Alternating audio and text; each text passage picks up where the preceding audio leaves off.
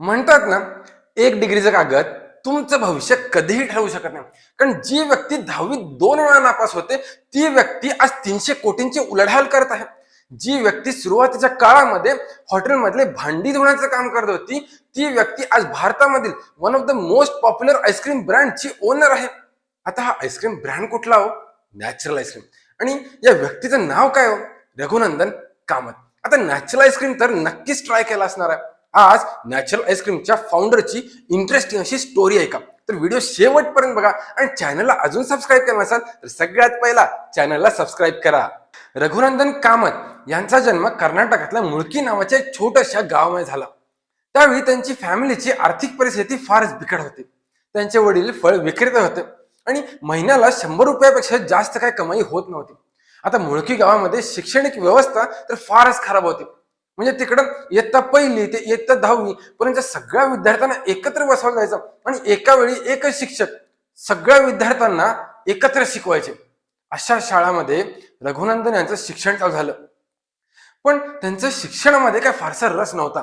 पण हा, शाळेच्या बाहेरच्या दुनियामध्ये त्यांना फारच मजा यायची. त्यांचे वडील फळ विक्रेते होते, तर ते जास्तीत जास्त वेळ फळ मार्केटमध्ये घालवत होते. त्यांचे वडील फळं आणतात कुठून, ते ताजी फळं ओळखतात कसे, निवडतात कसे, तसंच फळं ताजी किती वेळासाठी राहतात, फळं त्यांचा अतिशय चांगला टेस्ट कुठल्या कालावधीमध्ये देतात, अशा बऱ्याचशा गोष्टी ते अगदी लहान असतानाच निरीक्षण करत होते. तसंच ते लहान असताना त्यांच्या आईबरोबर किचनमध्ये सुद्धा जास्तीत जास्त वेळ घालवत होते. त्यांची आई दूध कशा प्रकारे उकळते, दूध उकळताना दुधाला फूक का मारते, असे बरेचसे प्रश्न ते त्यांच्या आईला लहान असताना विचारत होते.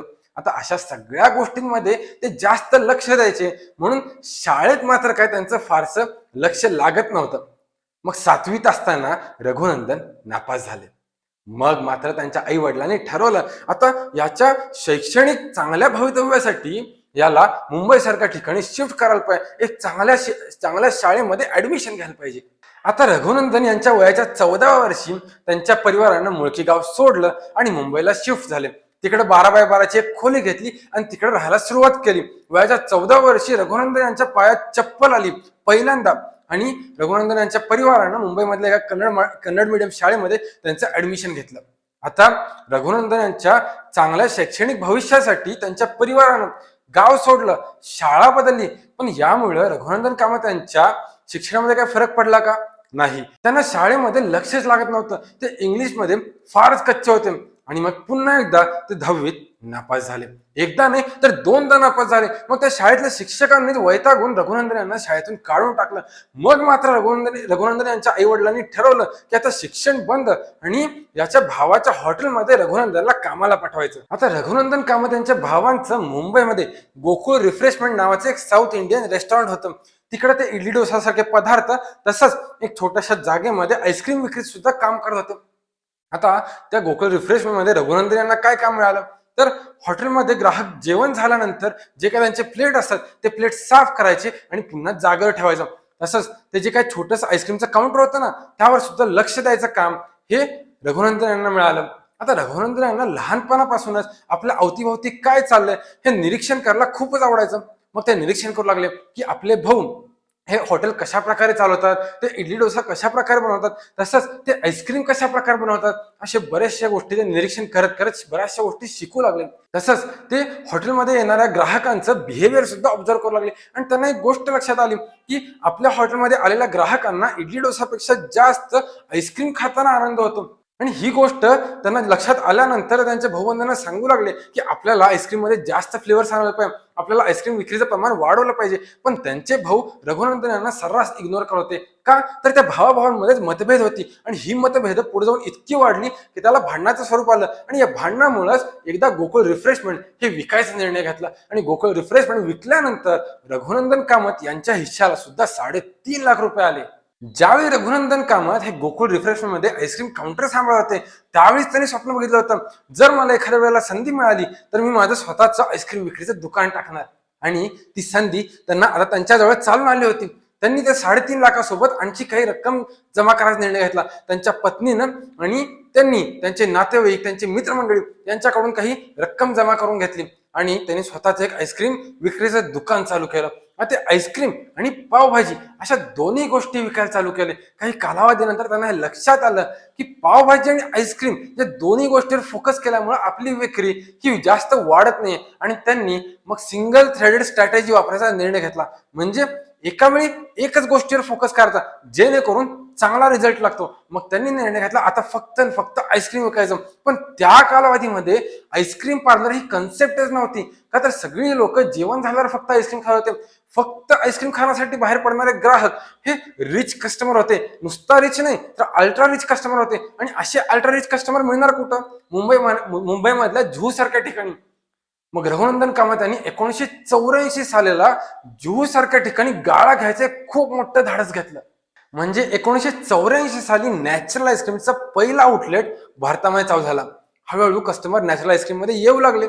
आणि रघुनंदन कामत यांना माहिती होतं ग्राहक हाच राजा असतो. मग रघुनंदन कामत हे आलेल्या प्रत्येक कस्टमरला जाऊन विचारू लागले, त्यांच्याकडून फीडबॅक घेऊ लागले की त्यांना त्यांचा आईस्क्रीम कसा वाटला, त्यांना फ्लेवर कसा वाटला. आणि ग्राहक सुद्धा एक चांगल्या प्रकारचा रिव्ह्यू देत होते. आणि त्या रिव्ह्यूच्या बेसिसवरतीच रघुनंदन कामत आपल्या पार्लरमध्ये चेंजेस करत होते, फ्लेवर्स मध्ये चेंजेस करत होते. बरेचसे कस्टमर त्यांना हेही सांगितलं की या देशामध्ये हे फ्लेवर मिळतात. मग रघुनंदन कामत लगेच त्या फ्लेवरवरती रिसर्च चालू केलं आणि त्यांनी तशा प्रकारचे फ्लेवर्स आपल्या पार्लरमध्ये ऍड करू लागले. हळूहळू कस्टमरची गर्दी वाढू लागली आणि आलेले ग्राहक हे नॅचरल आईस्क्रीम बद्दल बाहेर जाऊन माउथ पब्लिसिटी करू लागले. आणि नंतर नॅचरल आईस्क्रीमची प्रसिद्धी इतकी वाढली की बॉलिवूड सेलिब्रिटीज म्हणजे जया बच्चन, अमिताभ बच्चन, डिंपल कपाडिया, राज कपूर यासारखे बॉलिवूड सेलिब्रिटीज सुद्धा नॅचरल आईस्क्रीमचे फॅन बनून राहिले, ग्राहक बनून राहिले.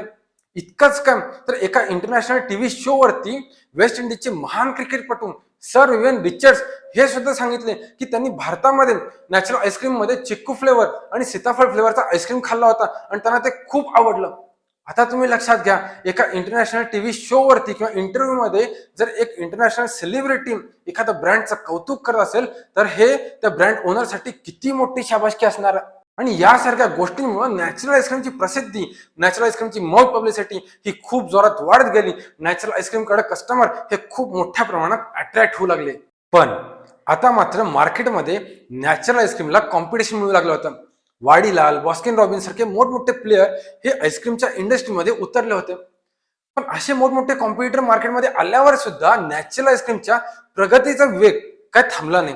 आणि याचं कारण होतं नॅचरल आईस्क्रीम हा ऍक्च्युअल मध्ये नॅचरल होता, पण बाकीचे ब्रँड्स हे नावालाच नॅचरल होते.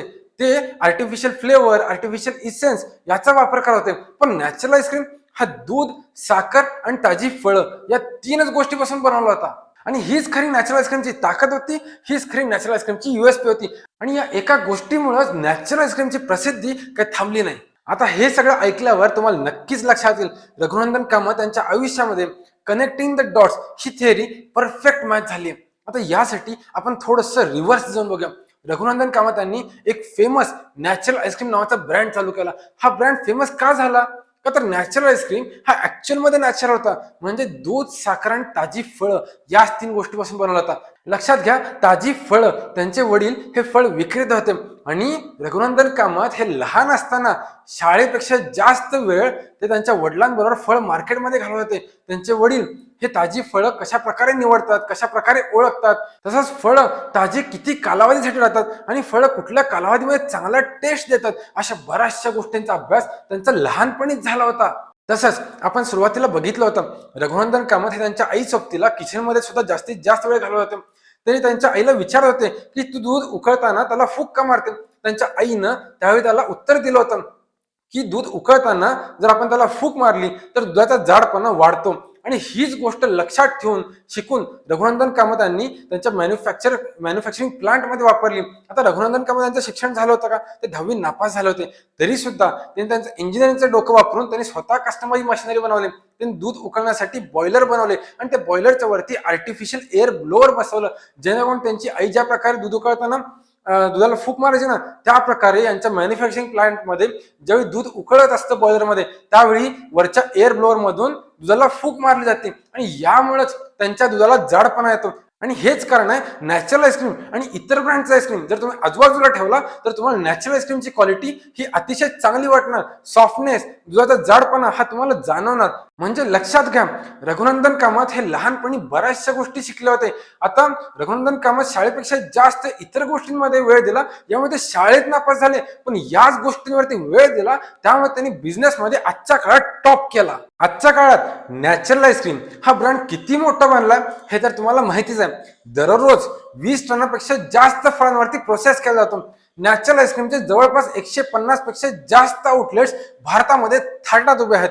नॅचरल आईस्क्रीमचा टर्नओव्हर हा जवळपास 300 ते 350 कोटींपेक्षा जास्त जाऊन पोहोचलेला आहे. आता याहून एक गमतीची गोष्ट, 10वीत नापास झाले, 2 वेळा नापास झाले म्हणून ज्या शाळेनं रघुनंदन कामत यांना काढून टाकलं होतं, त्या शाळेच्या प्रगतीसाठी किंवा त्या शाळेचे बिगेस्ट ओनर हे रघुनंदन कामतच आहेत. आता तुम्ही मला सांगा, 1 डिग्रीचा कागद हे आपलं भविष्य ठरवू शकतो का? मी आशा करतो या व्हिडिओच्या माध्यमातून तुम्हाला महत्वपूर्ण माहिती मिळाली असेल. माझा व्हिडिओ जर तुम्हाला आवडला तर एक लाईक नक्की करा. माझा व्हिडिओ तुम्हाला कसा वाटला हे कमेंट करून कळवा.